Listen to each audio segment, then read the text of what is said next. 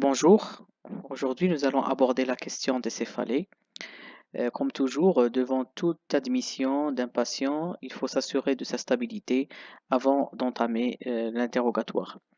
Donc à l'arrivée du patient, on doit cadrer ces céphalées. Est-ce que ce sont des céphalées intenses et inhabituelles qui peuvent nous orienter vers certains diagnostics?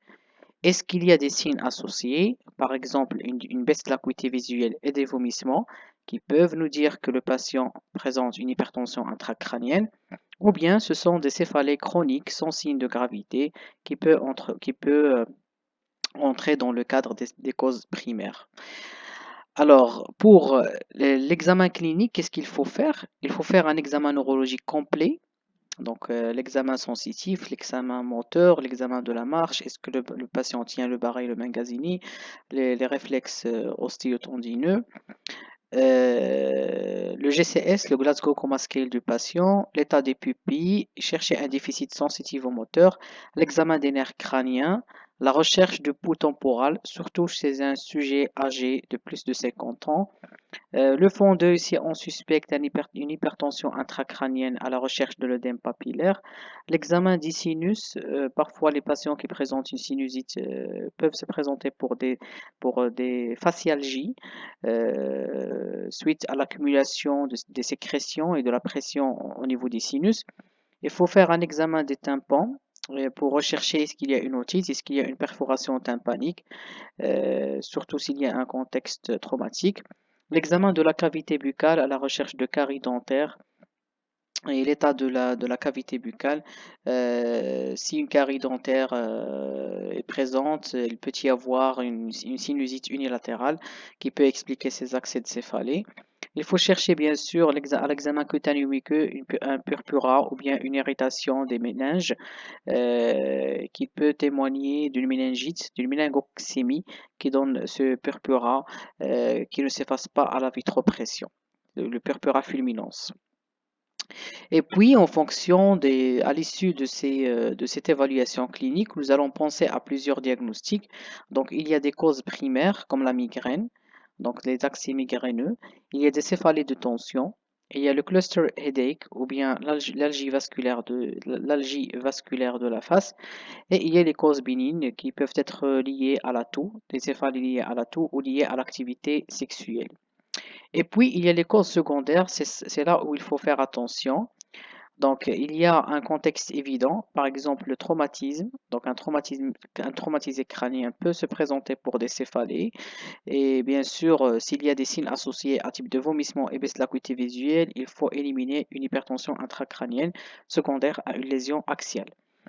Pour les autres causes, il y a les causes vasculaires comme l'AVC hémorragique. Ça donne souvent un tableau de céphalée intense et inhabituel avec de la fibricule et il survient surtout chez le jeune lorsqu'il présente une malformation artério-veineuse ou bien chez le sujet âgé qui présente une hypertension artérielle qui est chronique. Toujours dans les causes vasculaires, on trouve la thrombophlébite cérébrale. La thrombophlébite cérébrale, il faut y penser surtout chez les patientes qui présentent des céphalées chroniques réfractaires au traitement médical et surtout s'il y a un contexte du postpartum ou bien un contexte de maladie du système comme la thrombophilie, comme le syndrome des antiphospholipides, comme la maladie de Behçet.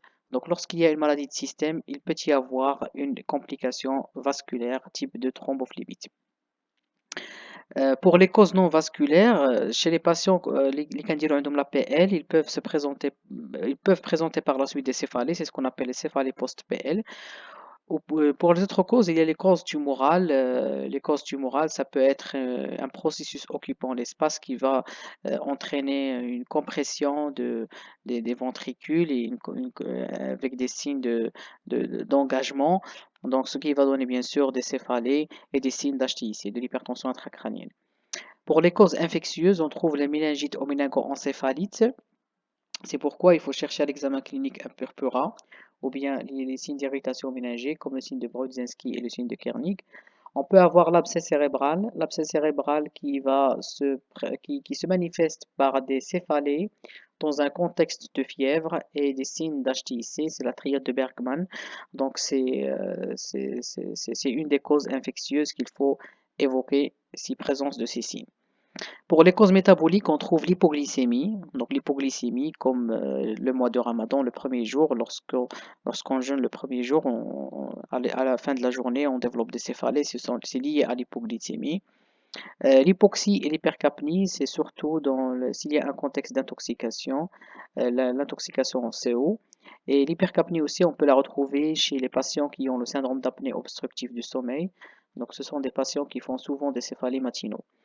Alors, pour les causes inflammatoires, on trouve la maladie d'Orton. La maladie d'Orton, bien sûr, qui survient chez les sujets âgés, généralement plus de 50 ans, et qui présente des céphalées avec une abolition du pouls temporal, avec une hypersensibilité du cuir chevelu et une claudication de la mâchoire.